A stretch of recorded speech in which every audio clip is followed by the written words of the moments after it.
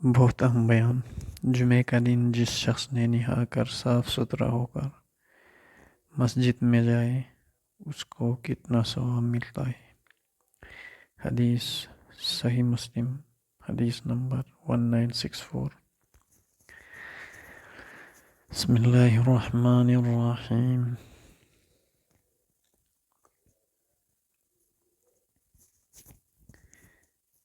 قتیبہ بن سعید، مالک بن انس، سمی ابو صالح سمان، حضرت ابو ہریرہ رضی اللہ تعالی عنہ سے روایت ہے کہ رسول اللہ صلی اللہ علیہ وآلہ وسلم نے فرمایا کہ جو آدمی جمعے کے دن غسل جنابت کرے پھر وہ مسجد میں جائے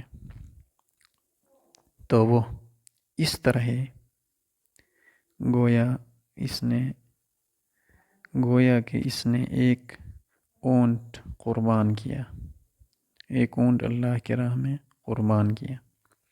اور آدمی دوسری ساتھ میں جائے، دوسری مرتبہ یا دوسرے نمبر پہ جائے تو گویا اس نے ایک گائے قربان کی اللہ کی راہ میں۔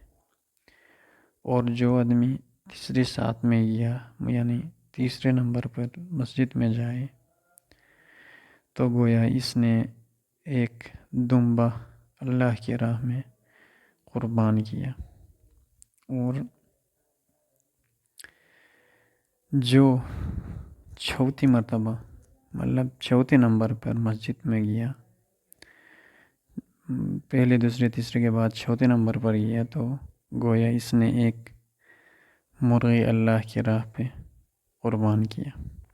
چوتھے نمبر کا نمبر آ گیا، اس کو اتنا ثواب ملتا ہے جتنا مرغی قربان کرنے کا۔ اور جو پانچویں نمبر کا ہو، یعنی پانچویں نمبر کا پہنچ جائے مسجد میں، اس کو گویا کہ اس نے انڈا اللہ کی راہ میں قربان کیا۔ اللہ کے راہ میں انڈا قربان کرنے کے برابر اس کو ثواب ملے گا۔ اللہ کا قرب حاصل کیا۔ پھر جب امام نکلے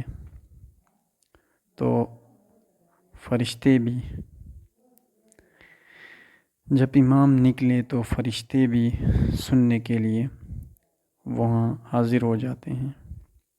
امام جب آ جاتا ہے تو فرشتے بھی وہاں سننے کے لیے حاضر ہو جاتے ہیں۔